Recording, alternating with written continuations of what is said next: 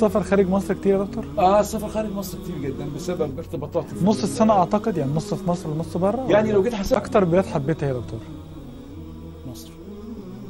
وطن له عشق القلوب وعشقه بين الجوانح دائما غلاب. اكتر بلاد حبيتها يا دكتور؟ انا عندي يعني احساس غريب جدا نحو مصر.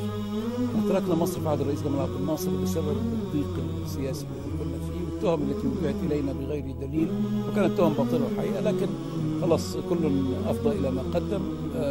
وانا اذكر واحنا مسافرين كنت بقول لزوجتي ام اولادي، ما كناش انجبنا حد لسه، ان احنا مسافرين طلبا للحريه، احنا مش مسافرين عشان نتمتع ولا نغتني ولا حاجه، احنا عايشين كويسين وعندنا الحمد لله ما يكفينا من وظيفتي ووظيفتها، لكن احنا ما نقدرش نعيش كده. وكنت طبعا في انفعال، الشباب كان عندي 25 سنه ومنفعل وكده. فقالت لي كلمه غريبه جدا الله يرحمها ويغفر لها، دي كانت من اولياء الله الصالحين. قالت لي طيب يا محمد، احنا نلف بلاد العالم، ولما نلاقي بلد فيها حريه اكتر من مصر نقعد فيها، لو ما لقيناش حريه في اي حته اكتر من مصر نرجع مصر.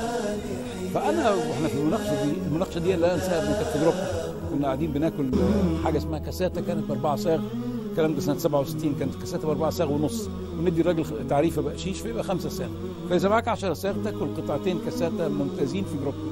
فانا معايا 10 صاغ فعزمتها على كاساتا، فقالت لي طيب نعمل كده. قلت لها طب والجوله دي مدتها قد ايه؟ قالت لي لا انت تحددها. فعشنا ما شاء الله ولنا ان نعيش، وقررنا ان نعود سنه 85 الى مصر، وانا مش ناسي ابدا الحوار ده ومنتظر اليوم اللي هتفتحوا فيه. فلما رجعنا اتخذت مكتبا للمحاماه وبدات اشتغل في التدريس في جامعه الزقازيق، ويعني امارس نشاطي العام اللي حضرتك يعني عارفه ومتابعه. وجاءت قضيه سياسيه ذات شان كبير ووكلت فيها، وكنت طبعا بحكي البيت، وانا من مناهج تربيتي لاولادي اني دائما احكي ما حصل في العمل، احكيه في البيت على سفره الغداء او العشاء عشان كل الاولاد يشتركوا في الحياه العامه. فبحكي مره عن قضيه سياسيه كبيره يعني تهم الدوله كلها وبيحصل فيها حاجات كويسه. فلما خلصت الحكايه ودخلت ارتاح بعد الغداء، دخلت معايا وقالت لي عايز افكرك بحاجه. قلت لها يا ريت فاكر الكاسات اللي عزمتني عليها واحنا مكتوب كتابنا قبل ما نسافر. فطبعا انا عارف هنوصل لايه. قلت لها لا مش فاكر. ففكرتني بالقصه وقالت لي انا قلت لك كذا كذا كذا كذا. قلت لها افتكرت فعلا. ايه يعني ايه الكلام ده؟ قالت لي ايه الكلام ده؟